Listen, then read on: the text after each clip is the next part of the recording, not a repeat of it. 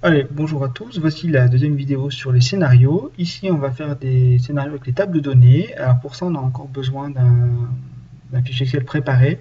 Donc là, j'ai préparé un fichier Excel avec un calcul de mensualité pour un prêt. Donc ici, on a 200 000 euros de capital emprunté. Il y a un taux d'intérêt à 5,5 au départ, mais on va voir qu'après, on va changer. C'est des cases qui sont en vert.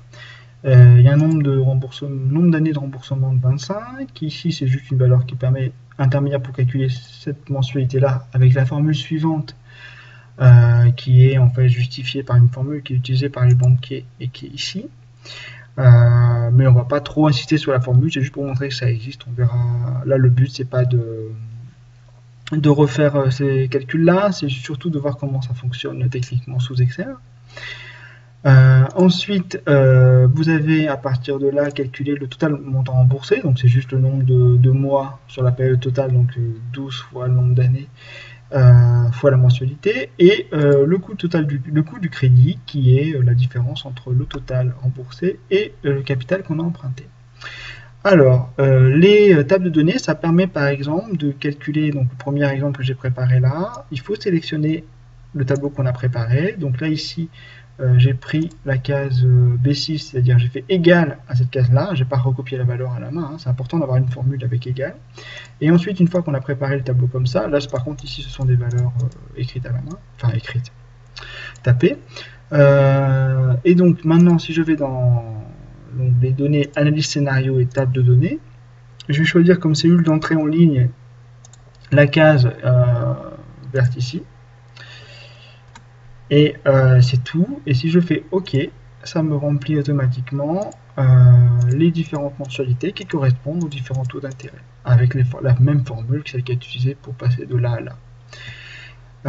Ensuite, si je veux, je peux aussi faire plusieurs lignes d'un coup, toujours avec un seul indice, un seul intérêt, pardon. Donc par exemple, si je veux aussi regarder le coût du crédit, je mets égal à B8 ici, et si, bon là je pourrais effacer pour qu'on voit bien qu'il fait les deux en même temps. Si maintenant je sélectionne tout le tableau comme ça, je vais dans données, analyse scénario, table de données, je refais la même chose, donc calcul entrée en ligne, la case qui est ici, je clique sur OK, et là on voit bien qu'il a affiché les deux, et donc c'est assez pratique et rapide. Alors ça c'est pour quand on a un tableau à une seule variable, parce qu'en fait la seule chose qui bouge là-dedans c'est l'intérêt, la colonne, la ligne verte.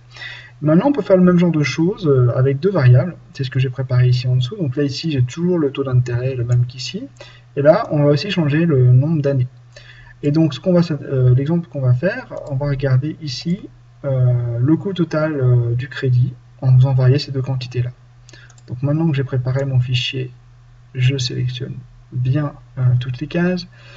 Je vais dans analyse scénario, table de données. En ligne, on va mettre la case verte qui est ici. Et en colonne, la case qui est jaune ici, les années.